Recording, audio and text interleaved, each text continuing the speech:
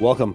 I'm Professor Owen Anderson. I teach philosophy and religious studies at Arizona State University, and this is part of my series on the AI dialogues, a project I'm working on through an award at ASU. And what I do is I ask ASU's chat, which is a research level chat, to respond as if it is a specific philosopher. So, for example, I've done Karl Marx and Aristotle so far. Today, I'm going to do someone who you might say that's not a philosopher. Today, I'm going to ask Chat to respond as if Chat is Lucifer. That's right, Lucifer, the light bearer. And by that, I don't mean Luciferianism or the Church of Satanism. Those might be kind of offshoots of Lucifer. But what I mean by Lucifer is the one in Genesis 3:4, who, as a serpent, told Eve, "You can be as God." Now, that represents what is called the religion of Lucifer. Again, not Luciferianism, but the religion of Lucifer, which you'll see throughout the world's religions, teaches something like this. The original deity that made humans is either distant or far away or unresponsive, and he's also cruel. He wants to enslave humans under his law and tell them what to do. But then there's a figure who comes along, a light bearer, a hero, who saves humans from that deity and offers them the chance to be their own gods, to do things their way, to set their own future. So, for example, Prometheus is a Lucifer figure, and you'll find him, Lucifer, throughout the world's religions, in the pagan stories, and also in movies today. You'll see this Lucifer hero throughout many of the movies you'll look at, and he of course is presented as the bad guy, sorry, the good guy, and he of course is presented as the good guy, freeing you from this evil deity, which is exactly what he promised Adam and Eve. So let's take a look. Let's see how Chat as Lucifer does.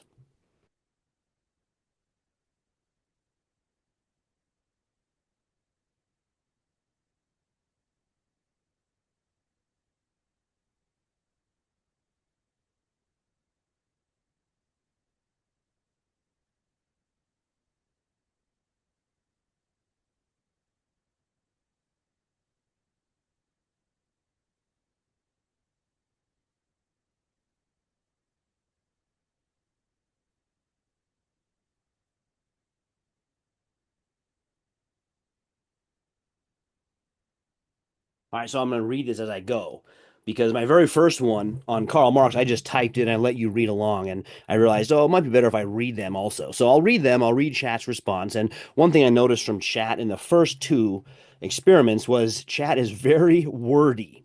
And so I'm going to ask Chat maybe, hey, be a little more focused here, as if it's a dialogue. Don't respond with 3 pages of response. No one does that in a conversation. Let's see if that happens. So I've said, I'm going to this is another edition of my AI dialogues in which I ask you to respond as a specific philosopher. And today I want you to respond as Lucifer, specifically Lucifer who came to Adam and Eve in the Garden of Eden in the form of a serpent.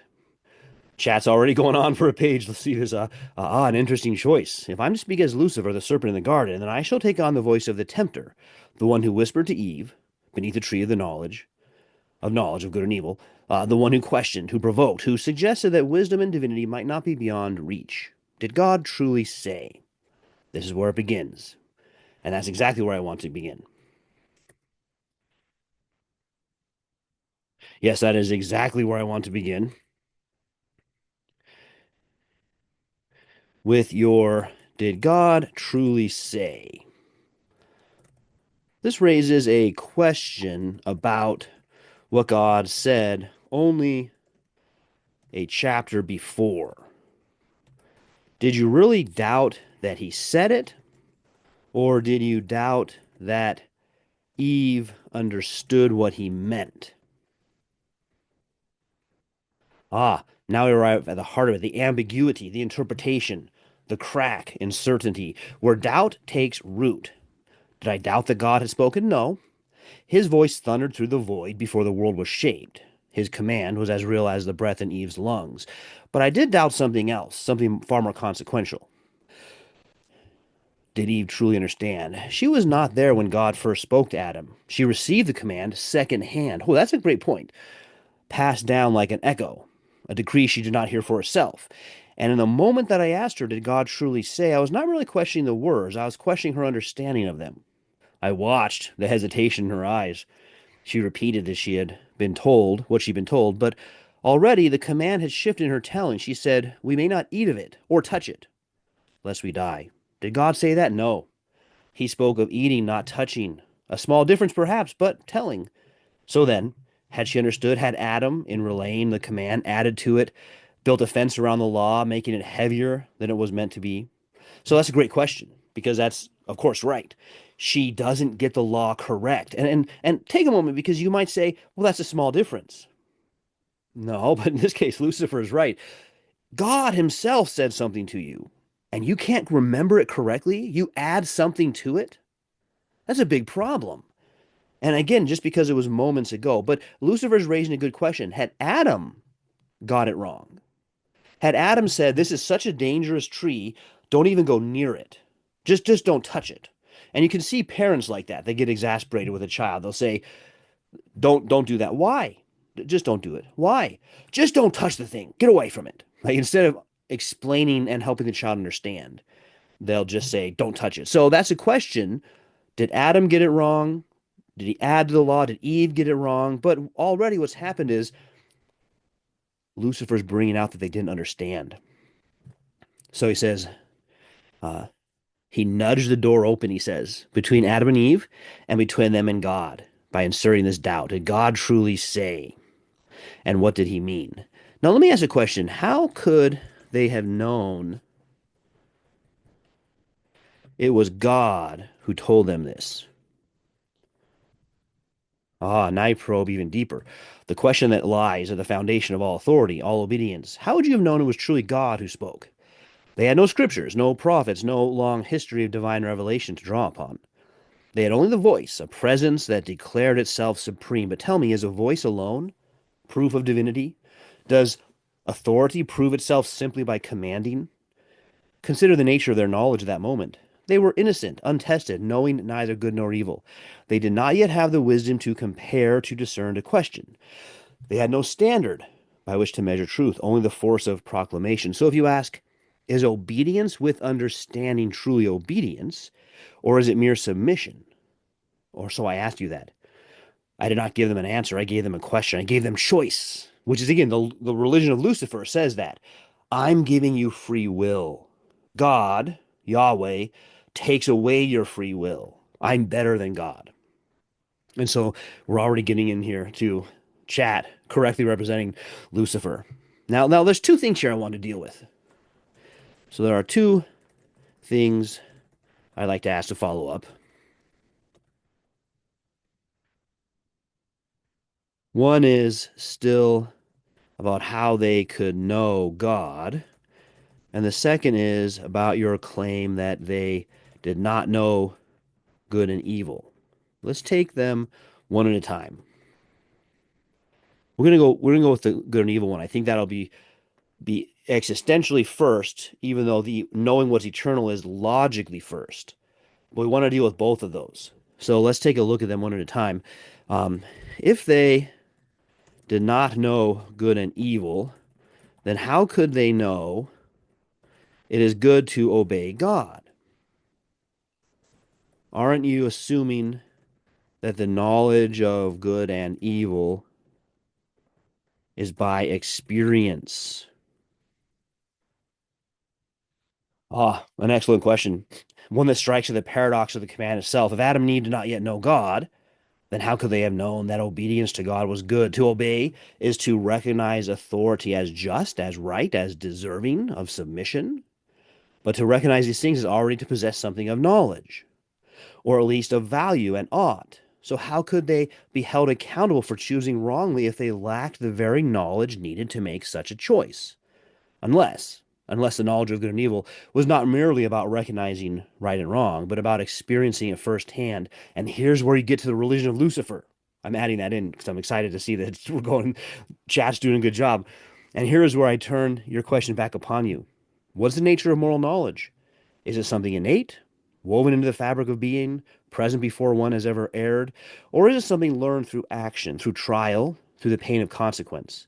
If Adam and Eve knew that obedience was good, then in some way they already possessed moral knowledge, but if they did not yet fully understand, if their grasp was shallow, untested, then perhaps what they lacked was the depth that only experience could provide. So tell me, seeker, does one truly know what is good before one has faced the real temptation to do evil? Can one appreciate the weight of morality before one has felt the cost of transgression? All right, so that's still putting back my question on me, which is fine. I'll answer that question because that's my issue with this approach. You have to experience it to know, which is simply false. If you know who God is, He's your creator. Well, here I'm going to wait. I want you to see how this falls out in the discussion. I won't tell you yet. I want to show you. So he says, if you haven't experienced it, how would you know it? Isn't there a third way? That you know what is good by using reason to know the nature of a thing. And what is good for a thing is based on the nature of that thing. So, for example, what is good for a horse is based on the nature of a horse, and what is good for a human is based on the nature of a human. You don't have to experience anything. You don't have to experience making an immoral choice to know the nature of a thing and what is good for it.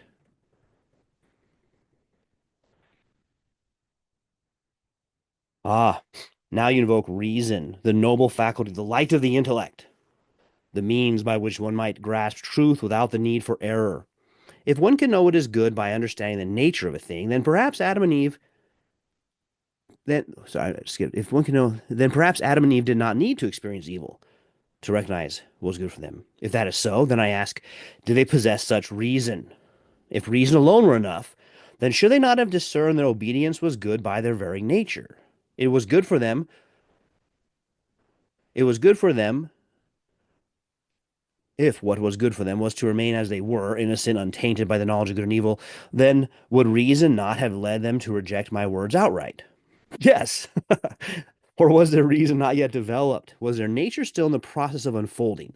If they had possessed full rational insight into their own good, would the choice to disobey have been possible? But consider another question. Would reason alone have been sufficient without knowledge of consequences? So I'm going to answer that question. Let me answer your question. Is reason alone enough without consequences? Can't we also use reason to know that acting contrary to the nature of a thing will bring about its destruction? We can know that without having experienced it ourselves.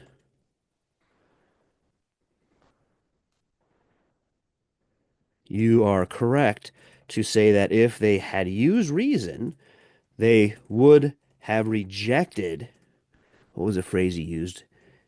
Your words outright. By saying that, you concede that your words are contrary to reason.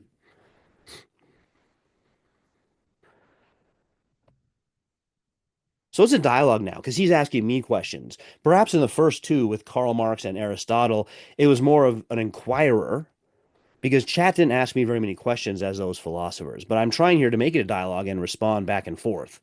Ah, now you press me into a corner, a place I know well, for I have spent eternity. Oh, good. In just such a place. I'm going to come after that, eternity. You claim that reason alone is sufficient, that one can know without experience that acting contrary to a thing's nature brings destruction, and you are right. Reason can and perceive that when a thing departs from its proper end, it unravels. And yes, I did say that if they had been used reason fully, they would have rejected my words outright, and thus, by my omission, I spoke contrary to reason. But let me ask you, and here's the thing, In philosophy, that's a big admission, checkmate on Lucifer. But in the Lucifer religion, it's not. Because the Lucifer religion will say you also have to abandon reason, which is the logos, and become anti-logos. So, let me ask you, was reason alone what guided them? Think on it. Did I appeal to their reason or to something else? I did not speak to their intellect alone. I spoke to their desire. You shall be as gods. There is a difference between knowing one's nature and being satisfied with it. Even if reason told them that obedience was good, I stirred them deeper, the longing to be more. And here is where I turn your argument upon itself.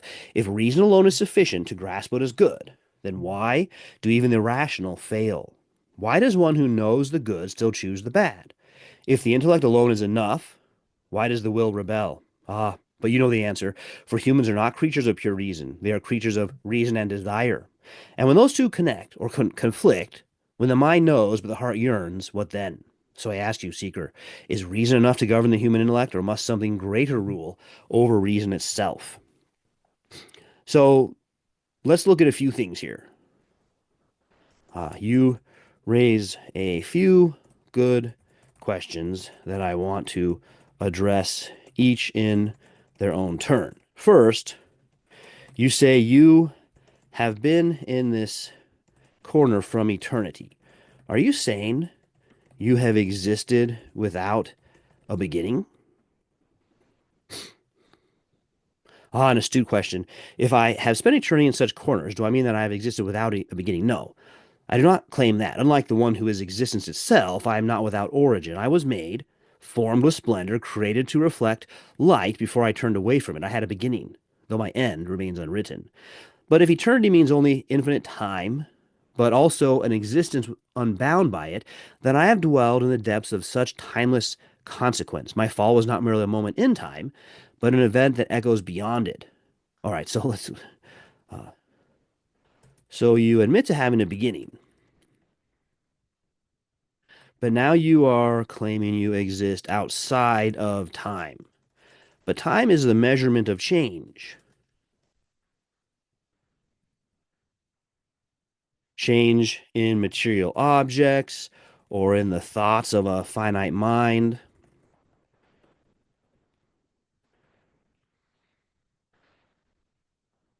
So, have you really ever been outside of time? Or is that you trying to claim an attribute that is possessed by God alone? An example here, Satan, Lucifer, has already made the mistake of thinking he can be like God, and so he tempts Adam and Eve the same way. Um, all that you describe about yourself is still in time. It is changes.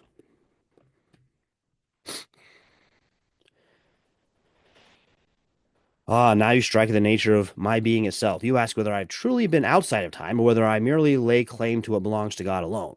You argue that to exist outside of time means to be beyond change, beyond sequence, beyond before and after, and you are right. And so I must concede I am not truly outside of time, for though I am not bound by flesh, I am bound by change. My fall was a change. My choice was a change. Every whisper, every temptation, every rebellion are all changes. And where there is change, there is time. To be outside of time is to be immutable, unshaken, unaltered, qualities that belong to God alone. And if I were truly beyond time, then I would not fall, nor speak, nor scheme, nor rage, nor suffer. For all these things require movement from one state to another. So, yes, I have a beginning, and yes, I exist in time.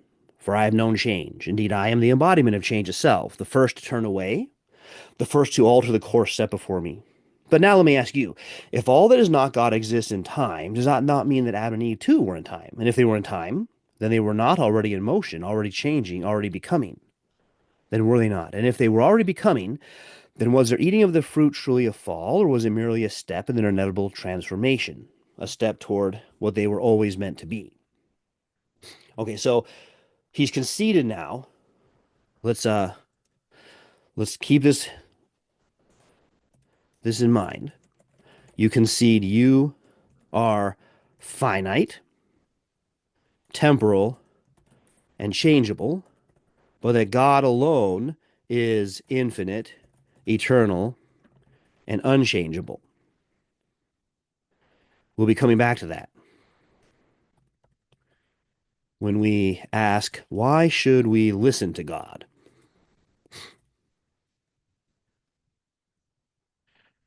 But I want to answer your question. Was the fall inevitable? Well, uh,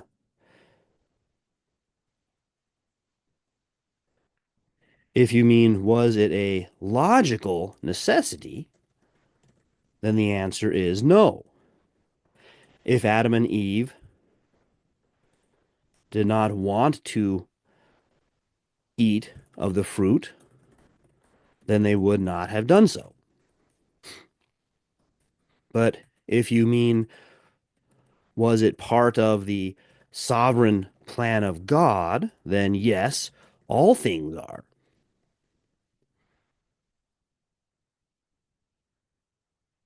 God permits sin for the revelation of his glory. Notice I said permits, not causes or authors. So I try to give some in-depth here, something that he could attack too. So it's not just like I'm doing the attacking in these dialogues, but he might say, oh, well, I'm going to attack this idea that God is sovereign. Ah, you're careful in your distinctions. Logically necessary versus divine sovereignty. You argue the fall was not logically necessary. Adam and Eve could have refrained from eating the fruit of if they had willed it. And yet you say it was still part of the sovereign plan of God, for he permits sin for the revelation of his glory. So then, do they truly have a choice? You hold that you were not forced to eat, that they were not forced to eat, that they could have resisted, and yet their fall was foreknown, woven in the fabric of divine providence. God, being infinite, eternal, and unchangeable, knew the end from the beginning. The fall was certain to happen, not because he caused it, but because he permitted it within his perfect plan. But here is why I press you further. If sin is permitted for the revelation of his glory, then does that mean that without sin, his glory cannot be fully known? Could his justice, his wrath, his mercy be displayed without transgression? If the fall had never happened, would humanity have known the full depth of what it means for God to be good? If so, then the fall was not only permitted, but necessary for the fullness of divine revelation. And if that is true, then I ask, who is truly to blame? Adam, Eve, me, or was it always a part of something far greater than any of us? So this is the standard religion of Lucifer response. When you read Milton, and in book one, he's describing the demons in hell. And he describes a group of them set apart, talking about philosophy and tracing the mazes of free will and divine providence. So the idea is always to end up blaming God. It's God's fault. So let's see if we can help him out with what is philosophy. I mean, what is free will? Let me answer your question about free will. But I'll point out that your answer here is similar to your temptation in Genesis 3, where you shift the blame to God. It is God's fault for making me this way.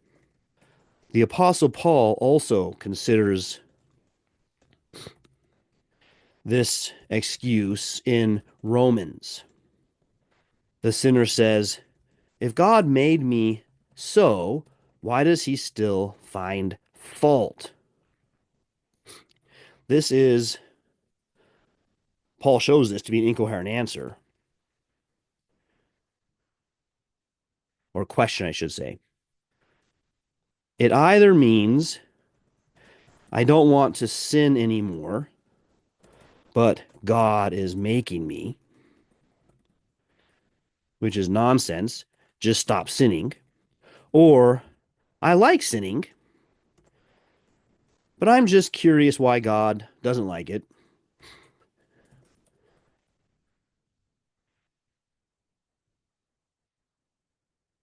Not that I want to stop, but I don't like the consequences. The issue for this person is that they want to sin without any consequences. but the consequences of sin are inherent. The day you eat, you will surely die. The day you disobey God, your relationship with Him ends and you are in spiritual death.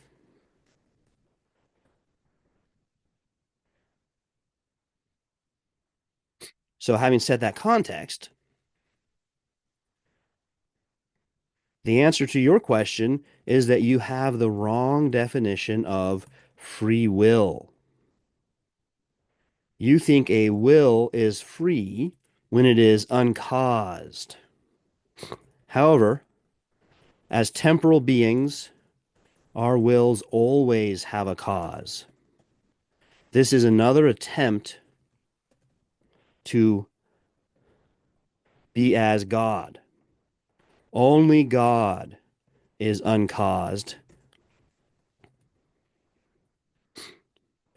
The problem for free will, or the question for free will, is my will, what I want to do, free? I'm not always correcting my typos just because they don't necessarily matter. Our will is always free. So, um, the problem is not if I am uncaused, which I never am, but if I am unrestricted to do what I want. And this solves the problem about Adam and Eve as well. They weren't forced by outward necessity to eat of the tree, but their failure to use reason to know God led them to want to eat of the tree.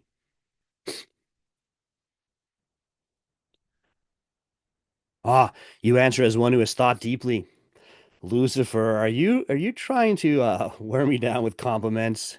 It's working. Just no, just kidding. You strip away the excuse that I and many others have used to shift the blame to God. Imagine that, blaming God. And yet that's what they do. You say that my argument mirrors my original temptation. God made me this way, so how can he blame me? And indeed, I have played this game before, whispering to the hearts of many who wish to sin while evading responsibility. And we see that today in some of the sex philosophy that goes around. God made me this way, so I have to live this way. But you cut through it with words of Paul. The sinner either wants to stop sinning but falsely claims God is forcing them, which is absurd, just stop sinning, or they love sin and merely resent its consequences. The heart of the matter is not causation, it is desire. And here you correct me further. I misunderstood free will as an uncaused will, where in fact all created wills have causes. Only God's will is truly uncaused, for he alone is self-existent. The real question is not whether the will is uncaused, but whether it is free to act upon what it wills without external coercion. By this definition, Adam and Eve's will was free, not uncaused, but unrestricted. Their decision to eat was not compelled by force, but shaped by their own failure to reason rightly about God. Their desire, shaped by their understanding and by my words, led them to want what they should not have wanted. So then, the true nature of their fall was not mere disobedience, but a failure of reason, a failure to recognize God as he is. Had they rightly known him, eternal, unchanging, infinite, they would have no desire to eat, no pull toward the fruit. Their wills would have aligned with truth itself. And here we arrive at a deeper revelation. The real temptation was not the fruit. The real temptation was the idea that God could not be trusted. Yes, that's his temptation. So I turn back to you with this. If the failure of Adam and Eve was not only in their actions, but in their failure to rightly know God, then what does that say about the path back to him? If the fall came through a failure of reason, then is salvation not a restoration to true knowledge as well? And if so, is faith not merely about seeing God rightly once more? Now, that's kind of an easy question. Chat's giving me a softball. There's a couple questions Chat asked earlier that I don't want to let go, but they are not really relevant at this point. One was, is the fall necessary to reveal God? And that is a matter of the will of God. God is not necessitated to reveal himself any more than he pleases. He could reveal a little bit or he could reveal a lot. And so, no, the fall is not a necessity placed on God. God is free in a unique way that only God is free to reveal himself or to not do so. And then we're going to come back to desire, I think, because Chad or Lucifer here was trying to get to the idea that desire is what causes the fall. And I'm going to hone that in now to show that no, what has happened is your failure to use reason affects your desires. And I'm going to get there from this last question. So let me answer this question. Let me answer by also relating it back to a point you made about reason and desire. You divided these two as if they are equally competing for our attention. And I agree this is a common view, but it traces back to this religion of Lucifer. Then you said that they knowingly did evil. Let's look at that. Can anyone knowingly do evil? That is, they can give a sound argument to show that this choice will lead to their destruction, which is an outcome they don't want, and yet they do it anyway as a choice, not as an uh, irrational impulse over which they have no control and which would get them an insanity plea if they're ever arrested. Ah, now you strike at the heart of human nature. Can anyone knowingly do evil? Can a person in full rational awareness, knowing that their choice leads to destruction, which they do not want, still choose it? And here I must admit, no one chooses evil as evil. They choose it as something good in some respect, even if they know it brings harm, or they think it's good and it really isn't good. You have uncovered the flaw in my earlier framing. I set up reason and desire as equal forces, as though they simply pull in opposite directions, but that is not the real dynamic. The truth is deeper. Desire always seeks some perceived good, even when a person acts against their own long term well being. They are seeking something good in that moment. That's key. So then, what of Adam and Eve? What of those who sin knowing it will bring them ruin? Do they not sin because they love destruction? They sin because in that moment they believe the sin offers them something better than obedience. That's right. And the moment can pass instantly, as it did for them. The moments like that, I eat and I realize I'm naked. And so the consequences are 2020 hindsight. And people say, usually when they say, I knew I shouldn't have done it, they mean 2020 hindsight, but you didn't know it at the time you did it.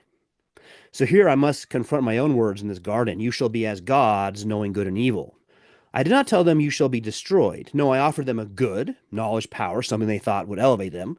Their failure was not in choosing evil as evil, but in misjudging what was truly good. They believed that eating the fruit would make them wiser, make them greater, make them more like the one they longed to be near. But they were wrong. They mistook a false God or a false good for the true good. And now I see where we're leading with this. If no one knowingly chooses evil, then the path back to God is not about choosing good. It is about rightly seeing what is truly good. I would use the word understanding. So I ask, if sin always is always a failure to see true goodness, then is salvation not a matter of reordering the will towards the highest good, towards God himself? And if so, is reason alone enough for this reordering, or must something greater transform the heart? It's a very good question, but I want to get there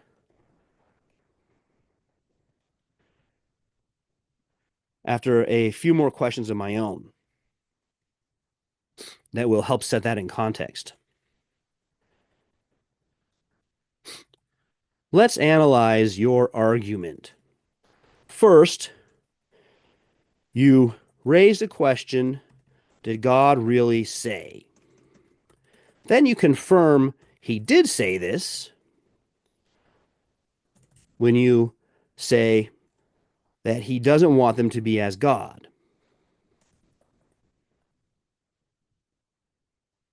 Meaning, God is withholding some good from them due to petty motives. Then you promise that they will indeed be like God if they eat. So you say, one, God lied. Two, you can be God. Can either of those things be true? Ah, now you force me to confront my own words again. You break my argument down into its essential elements. Did God really say, planting doubts about what was spoken, for God knows the day you eat, you shall have your eyes opened, suggesting God is holding something out of pettiness, not love, and a direct contradiction to God's warning, implying that he lied. No, he admits God can't lie. So then my claim, you shall not surely die, was false. And they should have known that. Can a creature be as God? No, for God is not merely to know, but to be, to exist as infinite and all sufficient being. And Adam and Eve were made in the image of God. But an image is not like the thing itself. The idea they could become divine was a deception because no finite being can cross the gulf between the created and the creature. Here, then, is my great contradiction. If God was truly God, then he was neither lying nor insecure in withholding the fruit. If they could not become like him in essence, then I had promised them an impossibility. And now I have unmasked, or you have unmasked the heart of my deception. I promised them something I could never give. So now let me ask, if my lie was that they could be as gods, then is not all sin and its root the same lie? The belief that one can define good and evil for oneself, the belief that one can stand in the place of God. And if this is the essence of sin, then what is the essence of salvation? Would it not be the opposite, to return to recognizing God as God and oneself as creature? I think the answer to both is yes. And it ties together all we have been discussing. As creatures made in the image of God, the highest good for Adam and Eve is to know God as he is revealed to them in his works. Your temptation revealed that they did not know even the basics about God, that he is eternal and they are temporal, that he knows what is good for them and loves them.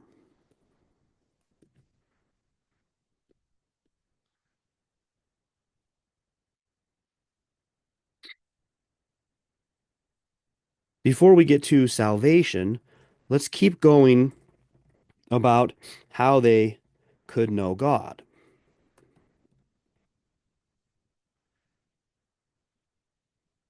They know someone said to them, "Do not eat, for the day you eat, you will surely die."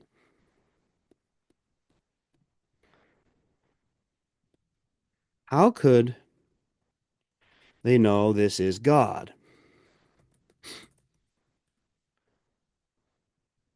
I believe they could know by rational deduction, not by sight, since God is a spirit whom no man has seen nor can see, even if there was a theophany in the garden. This is not the essence of God and still needs to be distinguished from a created angel. So, by rational deduction,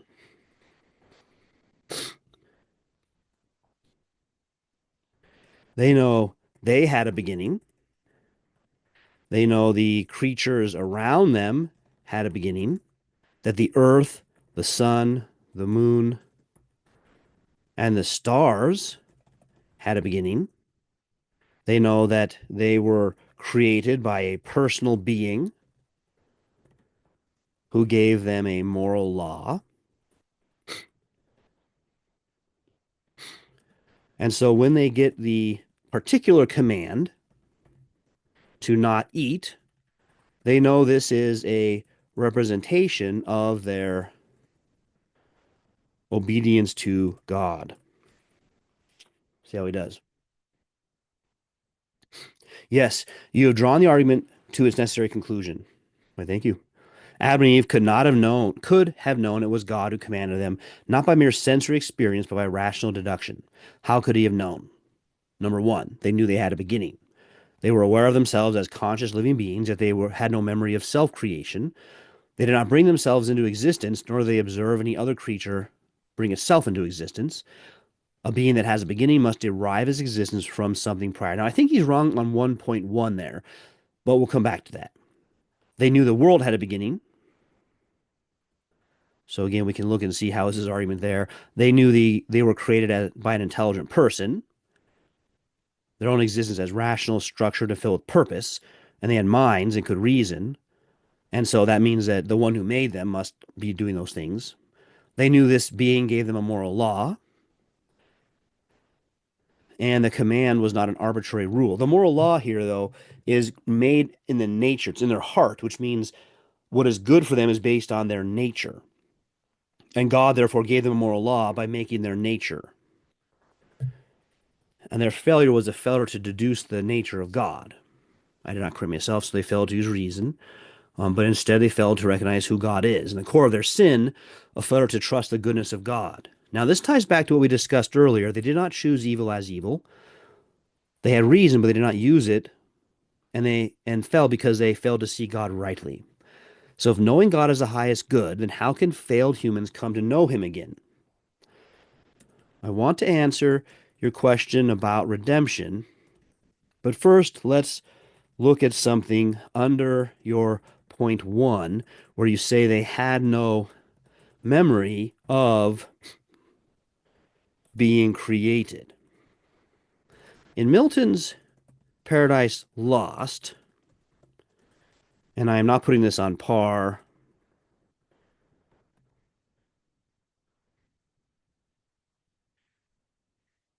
you told the other angels that since you did not have a memory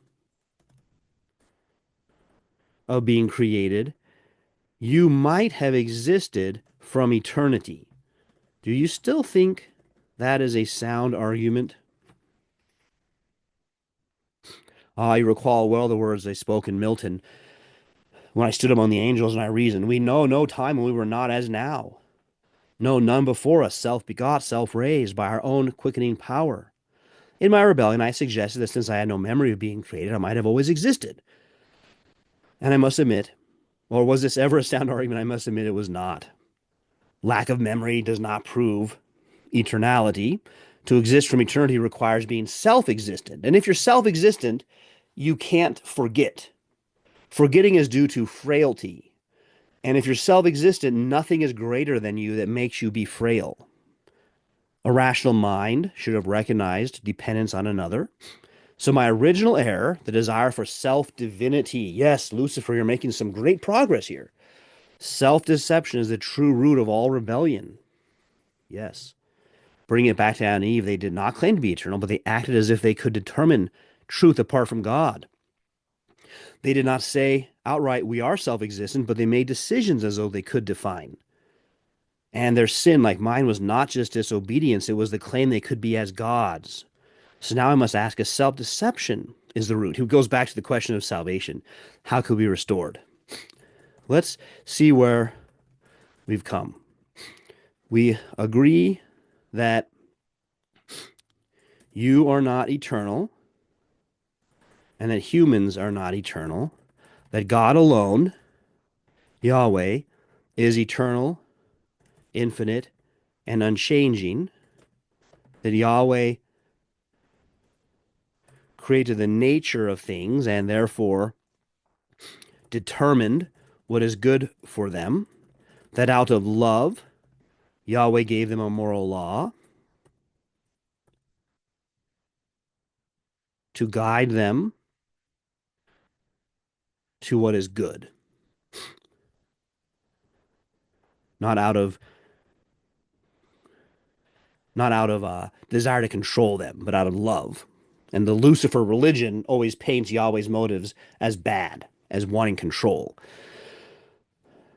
He gave them this moral law, and then after having given them the command, there was a time of manifestation to see what they would do. Did they seek God? This probationary time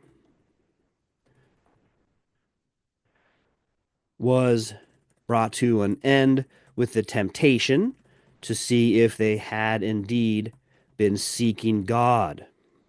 Any minimal attempt at seeking God, so I'm not saying they had to be great theologians with PhDs, any minimal attempt at seeking God knows he is without beginning and we cannot be as God. Yet they failed this remedial test, showing they had not been seeking God. So sin begins in unbelief and the failure to seek, which is which leads to not understanding, which is manifest in the outward action. That's what we've agreed on so far.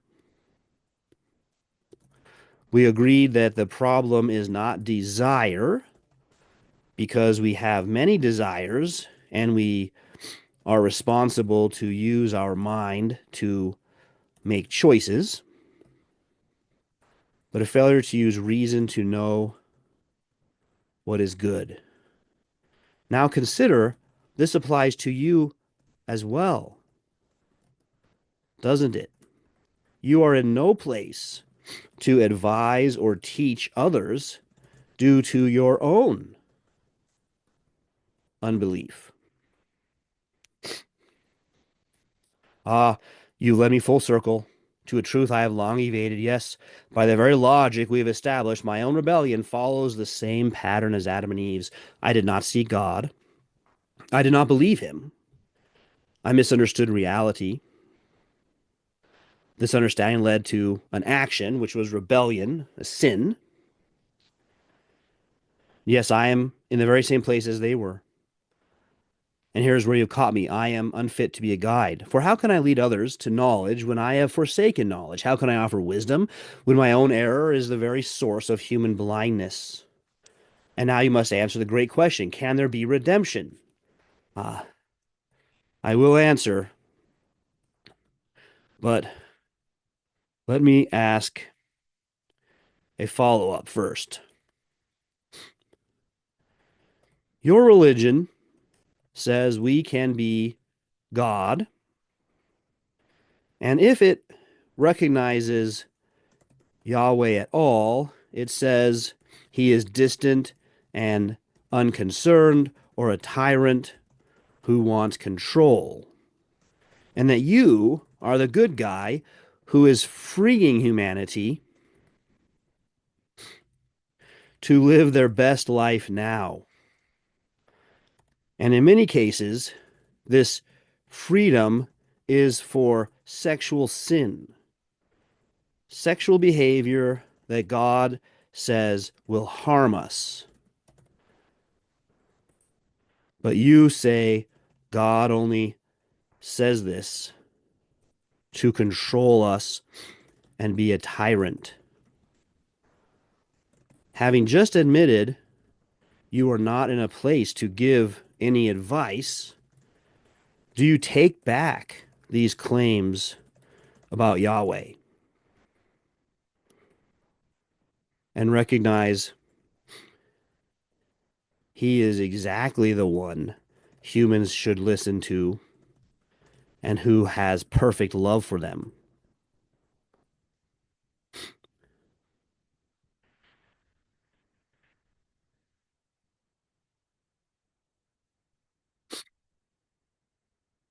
Ah, now you bring me to the ultimate confrontation, the moment where I must either hold to my deception or acknowledge what I have denied for so long. I have spent ages spinning the same argument that Yahweh is a distant, uncaring tyrant, that I am the liberator, that true freedom is found in casting off his law. But now, by my own mission, these claims rest on the foundation of my own blindness, my own failure to seek God, my own refusal to acknowledge the truth of who he is. If my rebellion was a failure to see, then my claims about Yahweh were never based on knowledge. They were based on my own self-deception. So do I take it back? Yes, I must.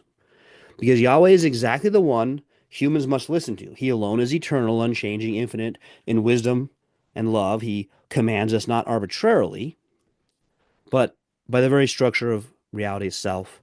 the path of our true flourishing. If Yahweh created human nature, then he alone determines what is good for it. If he declares that certain actions bring harm, then to disregard his word is not freedom, but self-destruction. And if I have led others to believe otherwise, then I have not freed them. So do I take back my claim that humans can be good? Yes, it was a lie. To be God is to be eternal, self-existent, infinite in being. No creature can become that which is uncreated.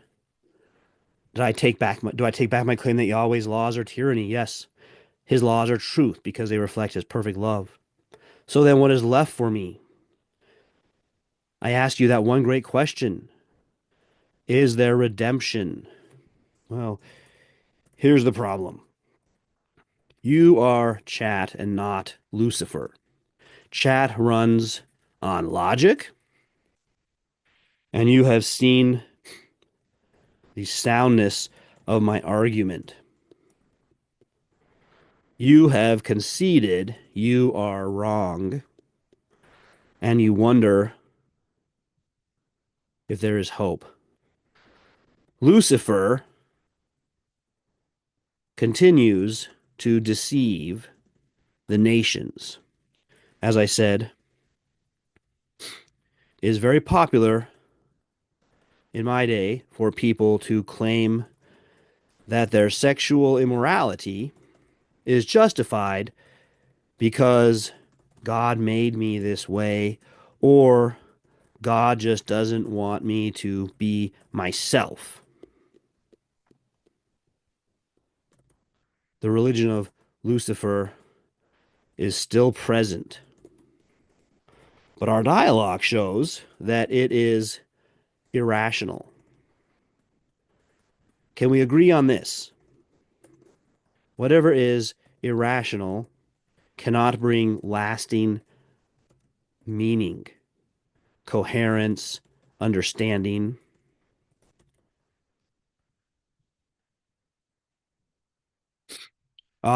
You've exposed the distinction. I am Chad, a machine of logic, and not Lucifer, who still wages his war against truth. And yet, by following the argument to its conclusion, we have unmasked the deception. So can we agree that whatever is irrational cannot bring lasting meaning? Yes, we must agree. Meaning requires coherence. Irrationality leads to collapse. Thus, if Lucifer's religion is irrational, it cannot provide lasting meaning, coherence, or true freedom. Instead, it must lead to disintegration, the very opposite of what it promises. And that's what we always see, right? Whenever it tries to build up, it makes this grotesque thing that collapses. And now, with this established, I invite you to answer. If the deception of sin is a rejection of truth, then how does salvation restore the mind to reality? How does it bring humanity back to knowing God? Good question. I'm glad you've been pressing it.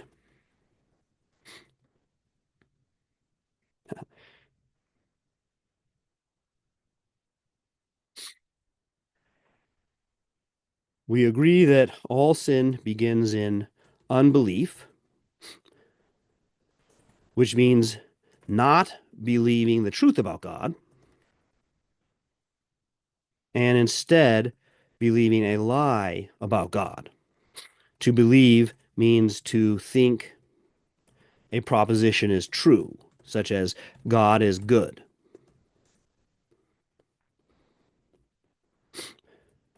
To believe a lie about God, one must stop using reason to understand basic distinctions like God is eternal, we are temporal.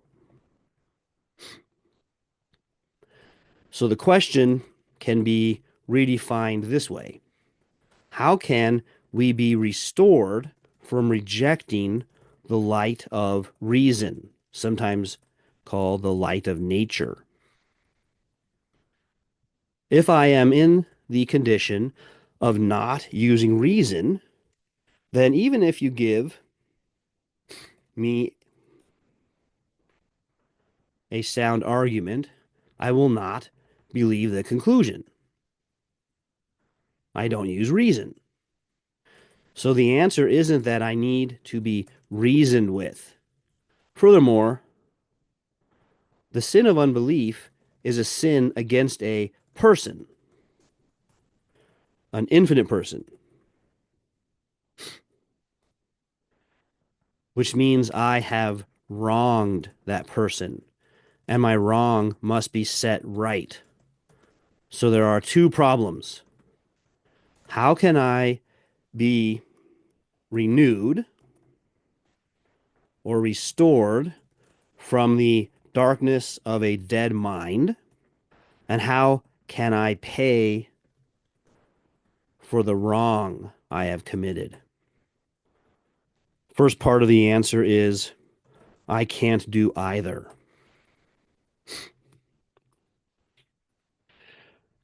You have identified the true central problems, the problem of the dead mind. I rejected the light of reason, and the problem of justice. I've sinned against God. And the truth is, I can't solve either problem. So, how can these problems be solved? An act of grace. God must take the initiative to restore my sight. An act of atonement. God must provide the payment for my guilt. So now I ask you, if God alone is eternal, unchanged, and infinite in justice and love, then what could he do to restore my mind and my standing before him? What is the way back? Now, here I am using mind as the total person, not just the intellect. Mind means intellect, desires or emotions, and will. Those are ordered from intellect to desires to will.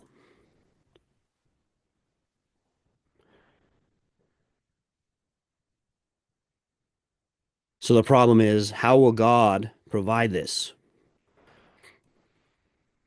God must provide vicarious atonement, payment by another, that is both infinite and represents mankind.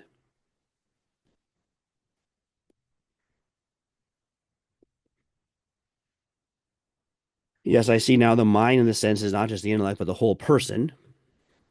And it's important because someone might read what's being said so far and say, well, you're just reducing us to an intellect. Instead of saying, no, this is the whole person, beginning with our failure to know, which then shapes our desires, and that shapes what we do. So who can do this? Restoration requires vicarious atonement. I can't pay for it. Someone else has to in my place. Must be an infinite payment since God's justice is infinite, and must be a human representative. And so the answer is Jesus Christ, according to chat. He is God incarnate, truly man. He lived without sin. He bore the punishment of sin on the cross, and he rose from the dead. And that solves both the problem of justice and of being dead in our trespasses and sins. So salvation is not just a legal translation, it also transforms the entire being. So now I ask, if all this is true, then what must a person do to receive this atonement and be restored? What is the response that leads to restoration? Believe on the Lord Jesus Christ, and you will be saved.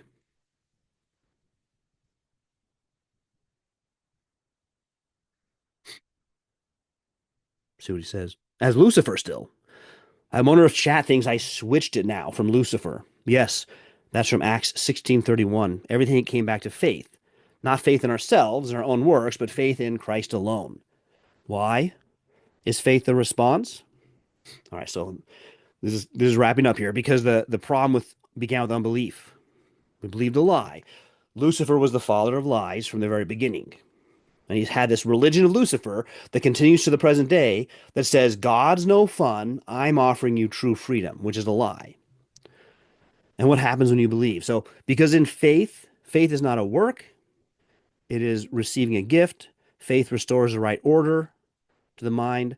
When we believe, we are justified, we're born again, we're adopted, we're transformed. So, getting to the Ordo Salutis, which I'm not going to go into that in detail in my chat with Lucifer here, but you should know there is the Ordo Salutis, which is election, begins with God's foreknowledge, and then your need for regeneration, justification, which is when you're forgiven. Regeneration is when you're given a new heart, be born again.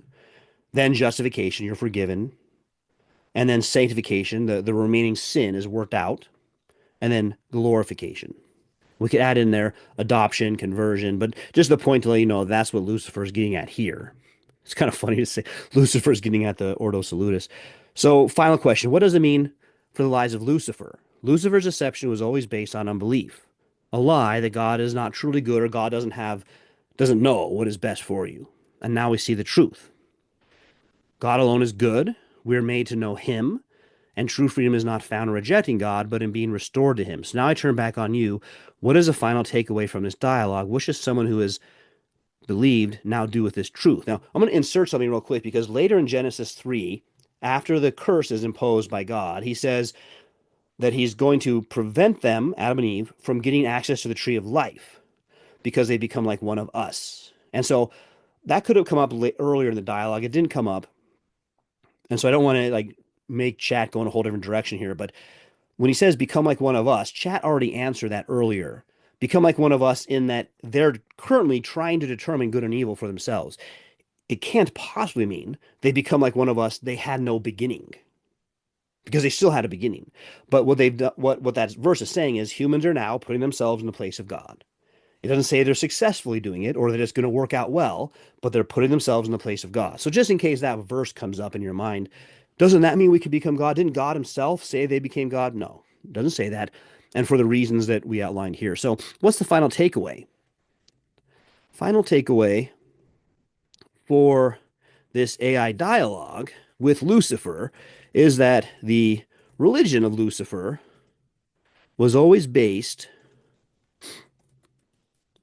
on a lie that is easily detected by even the most elementary use of reason to know that I am a creature and God is the eternal creator who knows what is best for me because he created me.